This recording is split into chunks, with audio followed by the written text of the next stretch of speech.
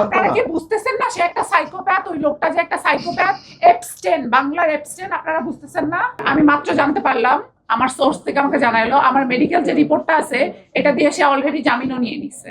আমার মেডিকেল যে রিপোর্টটা আছে এটা দিয়ে সে অলরেডি জামিনও নিয়ে নিছে। এখন আপনারা বলেন বাংলাদেশের আইন কোথায়? মানে আগাম বেল নিয়ে নিল। আমার মেডিকেল রিপোর্ট কালকে আমি কেস করেছি, আমার অলরেডি সে আমার মেডিকেলের কাগজ দিয়ে সে জামিন নিয়ে নিছে। আমি মাত্র মাত্র আপনাদের সামনে জানতে পারলাম বাংলাদেশের আইন কোথায়।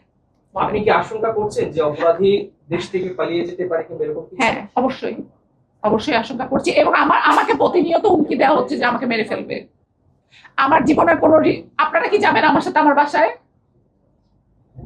আপনারা কি সবাই আমার সাথে আমার বাসায় যেয়ে থাকতে পারবেন? সম্ভব আপনাদের? আমার জীবন রিস্কে, আমার জীবন রিস্কে। আমাকে প্রতিনিয়ত হুমকি দেওয়া হচ্ছে মেরে ফেলার, প্রতিনিয়ত হুমকি দিচ্ছে, আমার গাড়ি উড়াই দিবে, আমাকে মেরে ফেলবে, আমাকে অ্যাসিড দিবে, এইসব হুমকি দেওয়া হচ্ছে আমাকে প্রতিনিয়ত। আচ্ছা, আপনার সঙ্গে তো তার কোনো শত্রুতা ছিল না? কিচ্ছু না। সেখানে জেবা তাকিয়ার সঙ্গে আপনাকে আসলে মানে গুলায় ফেলছে। হ্যাঁ হ্যাঁ, এটা কি মূল এটার নায়ক ইমন। তাহলে ইমন কি দোষী না? অবশ্যই। তাহলে ইমনের কি শাস্তি দাবি করছেন না? অবশ্যই, কিন্তু সে তো না করা হয়নি, সে তো নিজেই কোমাতে। ইমন যে আপনাকে এখানে নিয়ে গিয়েছিল, হ্যাঁ, তাকে তো পুরস্কৃত করে, তাকে মেরেছে কেন? পালিয়ে আসার কারণে? আমাকে পালাইতে হেল্প করছে যে। সে কি এই বিষয়ে কিছুই জানতো আপনারা না? কি বুঝতেছেন না সে একটা সাইকোপ্যাথ? ওই লোকটা যে একটা সাইকোপ্যাথ, এপস্টেন, বাংলার এপস্টেন, আপনারা বুঝতেছেন না? ক্ষমতার দাপটে আমাকে বলে কিনা তারেক রহমান আমার পায়ের কাছে এসে বসে থাকে।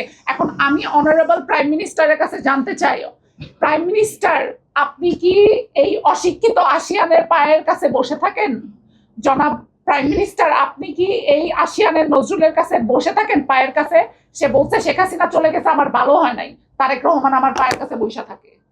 Honourable prime minister, I have a question.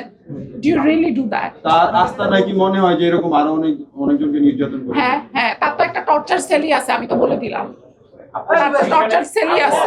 এখানে ইমনের নামটা বারবার ঘুরে ফিরে আসছে। হ্যাঁ, এখানে ইমন এবং এই ঘটনার যদি নেপথ্যে বলি তাহলে ইমন এই ঘটনাটা ঘটিয়েছে। হ্যাঁ। আপনি কিন্তু দিয়ে গেছেন।